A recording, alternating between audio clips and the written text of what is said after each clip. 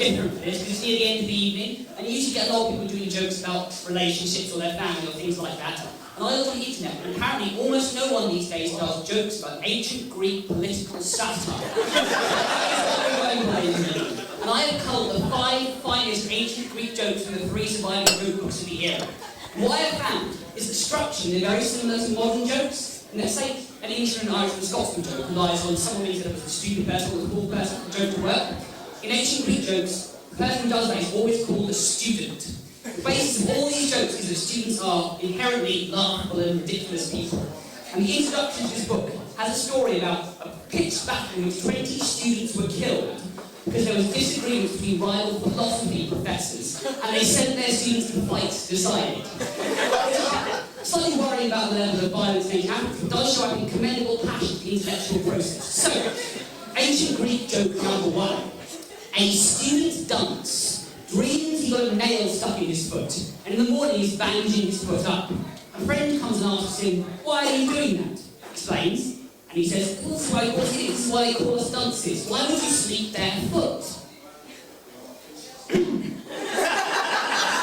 Ancient Greek joke number 2. A student dunce is having an argument with his father, gets really angry and shouts at him, it's your fault I made nothing of my life. If you hadn't been born, I would have inherited all of my grandfather's money." Ancient Greek joke number 3. A student dunce is going down the road with his heavily pregnant wife. He meets a friend who congratulates him on the child that's coming up.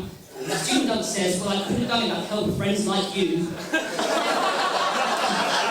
Ancient Greek joke number 4. A woman hater is very ill, and his wife comes to him and says, "Oh, please don't die, I love you. If you die, I'll kill myself." And the man says, "Well, when I'm happy, you can do it before I die." Ancient Greek number 5. The best one, just because of the glorious randomness of it. A man with halitosis asks his wife why she hates him. And she says, "Because you kiss me." Terrible jokes we can admit, but they are at least better than the only modern Greek joke I can think of was coming up with this routine. Namely, what's a Greek earn? Far less thanks to the IMF. And the basic problem of my comedy can be established from those jokes, which is that I am not a very interesting person. This can best be summed up by this genuine quote from my Year 4 school report. After all the subject-specific ones in the general teacher's comments box, it read just these words: "Able student, but could do with trying to become more interesting." Genuine quotation. So, to this end, my parents compelled me to join a drama group. And I had to audition for a play in Year 5, and they also told the teachers it would be nice to try and get me to do something worthwhile to make it for friends. And the teacher came out of audition and told me, "Yes, very excited to be cast into the lead part. You get to play the ugly duckling." No, that's good. I realised at the time this is good, because that transformation is exactly what you wanted from a popular child. So I went to the first person quite excited. It then transpired they actually cast 2 people as the ugly duckling. They cast me as the pre-transformation one, and a very attractive girl as the post-transformation one.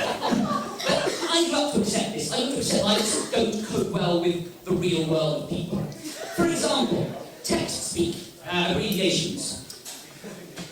I learned 2 years ago that LOL stands for laugh out loud.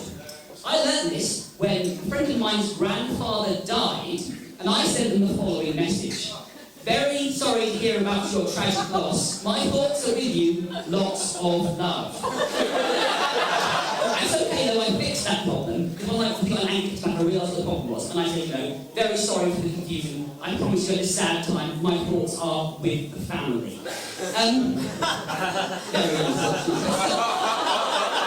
I believe my personality can be defined by the only two memories I have of my grandmother who died when I was young. First of all, the only object she left me in her will, which was a homemade, like a scrapbook, like the ones you get in football cards, where you collect all the football cards. This was actually a scrapbook of all the different ethnicities she had slept with during the war. With one empty slot that read, "I need a Chinaman." She's very racist, I think quite adorable. The other one, the last thing she said to me, when she knew I wasn't very popular, which I only realised 10 years later was actually meant to be a joke rather than really bad advice, which was this. Always end with your worst joke, remember? However much you push an envelope, it will always remain stationary.